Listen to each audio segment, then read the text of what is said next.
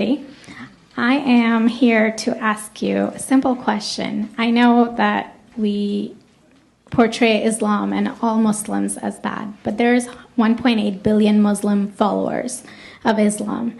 We have 8 million plus Muslim Americans in this country, and I don't see them represented here. But my question is, how can we fight an ideological war with weapons? How can we ever end this war? The jihadist ideology that you talk about, it's an ideology. How can you ever win this thing if you don't address it ideologically? Great question. I am so glad you're here, and I am so glad you brought that up because it gives us an opportunity to answer. What I find so amazing is since the beginning of this panel, which we are here about Benghazi attack against our people, not one person mentioned Muslims. We are here against Islam, or we're launching war against Muslims. We are here to discuss how 4 Americans died and what our government is doing. We were not here to bash Muslims. You were the one who brought up the issue about most Muslims, not us. And since you brought it up, allow me to elaborate with my answer. There are 1.2 billion Muslims in the world today. Of course, not all of them are radicals. The majority of them are peaceful people. The radicals are estimated to be between 15 to 25%, according to all intelligence services around the world. That leaves 75% of them peaceful people. But when you look at 15 to 25% of the world Muslim population, you're looking at 180 million to 300 million people dedicated to the destruction of Western civilization. That is as big of the United States. So why should we worry about the radicals, 15 to 25%?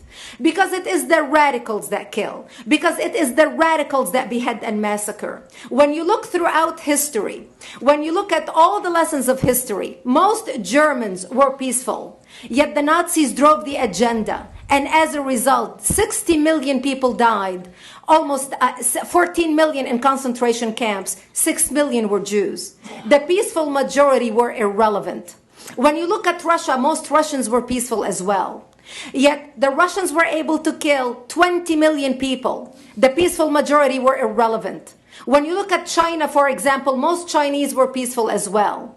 Yet the Chinese were able to kill 70 million people. The peaceful majority were irrelevant. When you look at Japan prior to World War II, most Japanese were peaceful as well. Yet Japan was able to butcher its way across Southeast Asia, killing 12 million people, mostly killed with bayonets and shovels. The peaceful majority were irrelevant. On September 11th in the United States, we had 2.3 million Arab Muslims living in the United States.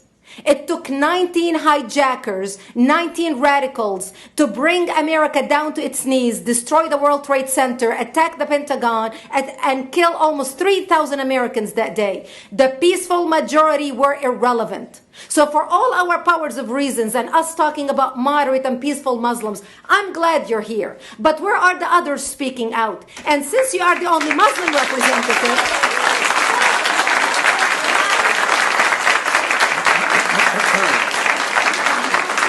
applause till the end.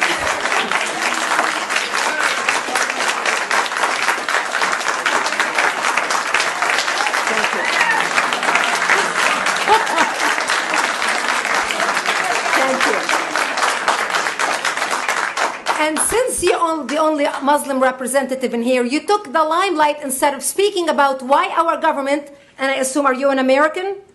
You're an American citizen. So as an American citizen, you sat in this room and instead of standing up and saying a question or asking something about our 4 Americans that died and what our government is doing to correct the problem, you stood there to make a point about peaceful, moderate Muslims. I wish you brought 10 with you to question about how we can hold our government responsible. It is time we take political correctness and throw it in the garbage where it belongs and stop calling it fair.